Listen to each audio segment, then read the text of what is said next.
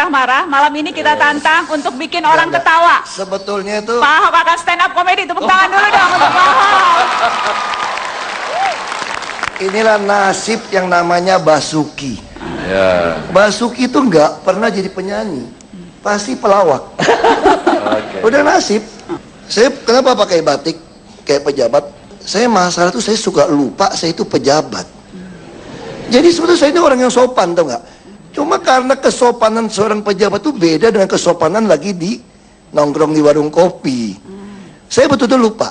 Saya ingat banget waktu itu banjir tahun 2013 awal, Pak Jokowi suruh saya beresin tuh waduk Pluit tuh, karena itu inti dari Jakarta nih, tengah nih. Pokoknya beresin waduk Pluit, jangan sampai damnya jebol. Kalau jebol bisa meninggal. Oke Pak, siap Pak. Terus pagi-pagi saya ngatur 1.200 orang mau pindah, mau ngerayu ke Marunda. Jadi di kantor lurah saya cek semua. Tiba-tiba ini jam 10 nih, sampai jam 10 tiba-tiba semua pegawai PNS itu panik, tau gak? Semua kayak panik terus cepat-cepat turun ke bawah. Ada apa? Saya bilang, ada apa? Pak Wali Kota datang, Pak Wali Kota datang. Langsung saya juga ikut turun cepat-cepat ke bawah. Terus sampai di bawah, terus Pak Wali Kota lihat saya, dia pikir, waduh mau dimarahin Pak Wagub ini. Mohon maaf Pak, saya terlambat Pak, ada acara keluarga Pak. Terus kenapa mohon maaf sama saya ya? Pak Wagub, mohon maaf Pak. Iya, gue Wagub ya. Otak saya ini, tadi kadang kita politikus, kita ini kelamaan jadi pengusaha. Kalau dengar wali kota mah, cepet-cepet disambut, takut kita. Ya malam ini saya pakai baju ini terus supaya mengingatkan saya itu saya ini gubernur. Saya takut ini depan Pak JK saya salah kepreset gimana? Gawat kan? Terus kemarin saya tanya di teman, kok kayaknya lu lebih sembuh deh sekarang. Minum obatnya apa? Enggak, aku minum obat masih sama, tetap PPG, yang pura-pura gila, pura-pura goblok. 1,5 tablet tiap hari. Kalau kurang pas bahaya. Enggak, lu ada terapi apa? Kok kayaknya sekarang lebih inget kamu tuh gubernur gitu loh. Aku ketemu, dikirimin orang di BBM, kirimin video pendek, bagaimana meningkatkan daya ingat. Gimana caranya? Coba, waktu kecil kalau nakal diapain? Diginiin dari mak bapak lu kan. Jadi aku diajarin terapi, tiap hari pegang begini, turun naik, supaya ingat, eling. Bahwa lu tuh pejabat, Ahok lu jangan macam-macamnya masih gini, terus naik terus. Nah makanya terapi ini lumayan loh ternyata loh. Saya jadi sekarang lebih gampang ingat dan gak gampang marah-marah sekarang. Nah, contoh terakhir, saya kasih bukti. Saya itu suka Sabtu Minggu tuh belusukan. Kalau belusukan tiap hari nggak tahan. Kalau Pak Jokowi kan udah agak hitam, kalau gua repot. Ya kan? Saya bilang, Pak, permintaan Pak Jokowi pertanyaannya, kalau saya udah dilantik, kan beliau masih di kantor kan? Kalau saya udah dilantik, kira-kira belusukan nggak nih Pak Gubernur ini? Saya bilang, enggak deh Pak, Bapak kan udah lebih hitam Pak, saya nggak putih. Terus caranya gimana? Gampang Pak, kita bikin belusukan. Saya pasangin CCTV yang bisa lihat plat nomor. Nih Jakarta sampai tahun depan bisa 7.000 nih, kelihatan nih sampai plat nomornya nih. Terus Pak Jokowi nggak bisa.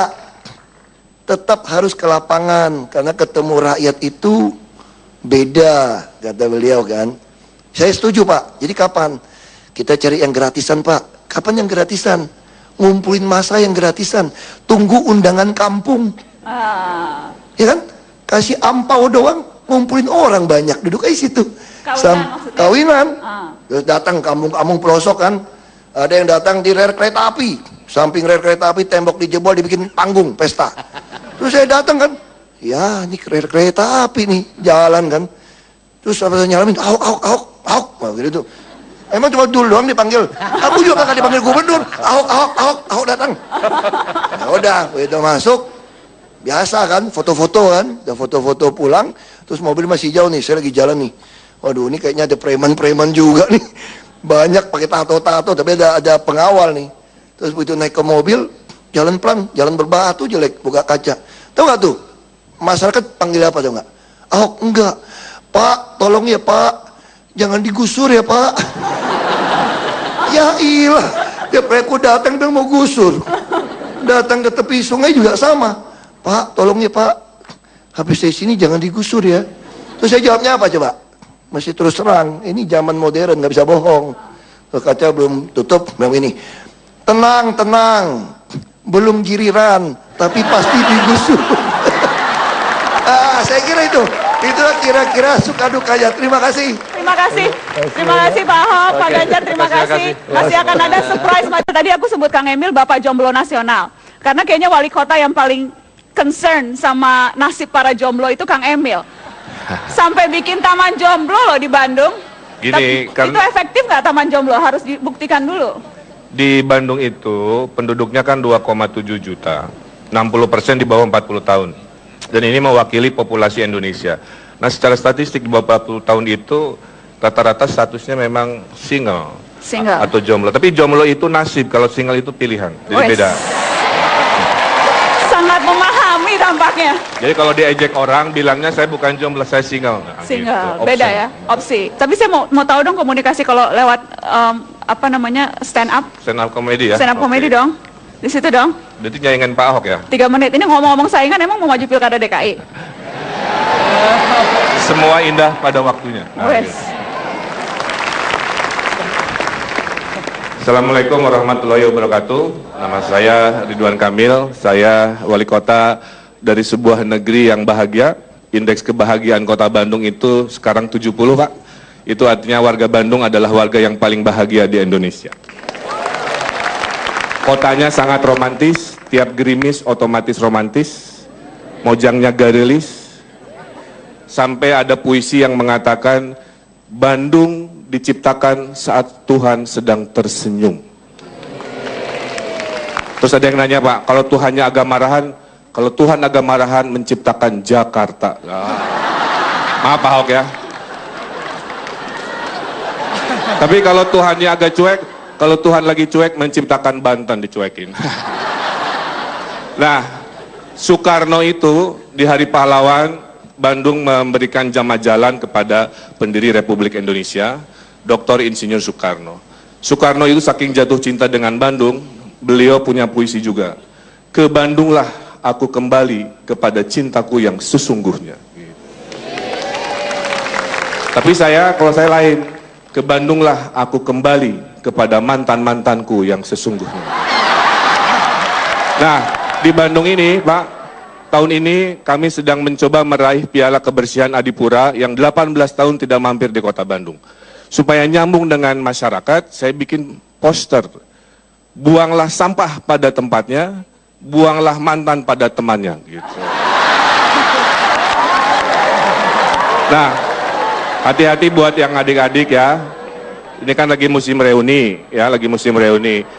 Saya baca-baca di ensiklopedia, arti mantan itu alumni hati. Gitu.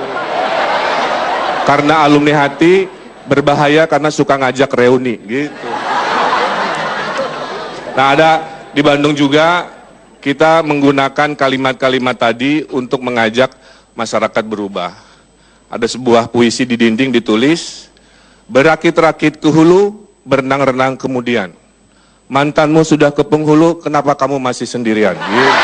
Liputan6.com, Jakarta. Gubernur DKI Jakarta Basuki Cahayapurnama atau Ahok dikenal keras dan tegas dalam memimpin ibu kota. Kata-kata kasar pun kerap dikeluarkan Ahok untuk mempertahankan kebenarannya. Namun di balik karakter kerasnya, Ahok dinilai sudah memberikan banyak manfaat serta perubahan selama memimpin dan membenahi ibu kota, seperti berkurangnya titik banjir karena sudah banyak sumur resapan, kemacetan dan transportasi mulai membaik, keterbukaan anggaran, serta tata kelola birokrasi yang semakin baik. Pemimpin itu harus melakukan perubahan atau terobosan. Jika tidak melakukan terobosan, maka pemimpin itu bisa dikatakan melakukan penyimpangan, kata pengamat politik dari Rumah Politik Indonesia Fernando Mas di Jakarta, Senin, tanggal 19 bulan 4 tahun 2016. Fernando yang juga dosen FISIP Universitas 17 Agustus 1945 Jakarta mencontohkan, Presiden Joko Widodo atau Jokowi saat mengeluarkan kartu sehat dan kartu pintar. Banyak yang menentang dan menimbulkan reaksi. Namun, kini banyak masyarakat merasakan manfaat program tersebut. Begitu juga Menteri Kelautan dan Perikanan Susi Pujiastuti yang mengeluarkan kebijakan penenggelaman kapal pelaku illegal fishing juga menuai reaksi, termasuk Menko Bidang Maritim Rizal Ramli yang mengeluarkan jurus Raja Wali ngepret dan dianggap membuat gaduh. Kan banyak yang bilang hidup di Jakarta keras. Kalau pemimpinnya lembek, bagaimana nasib Jakarta ini? Yang ada Jakarta nggak akan maju-maju. Jadi Ahok nih tegas dan kebijakannya mengundang reaksi keras, tapi nyatanya sama seperti Jokowi, Rizal Ramli, atau Susi, keras tapi bermanfaat untuk rakyat. Fernando menegaskan, menurut Fernando, saat ini banyak pihak yang menuding Ahok telah melanggar izin dan kewenangan reklamasi. Nyatanya, Ahok telah bekerja sesuai undang-undang. Dia menduga ada kelompok yang sengaja mencari kesalahan pemimpin yang melakukan terobosan untuk kesejahteraan masyarakat. Setiap terobosan yang dilakukan Ahok, kami yakini akan bermanfaat untuk masyarakat. Presiden Jokowi juga sudah katakan jika negeri ini butuh pemimpin yang berani, tegas dan jujur. Kriteria itu ada di Ahok, Fernando menandaskan.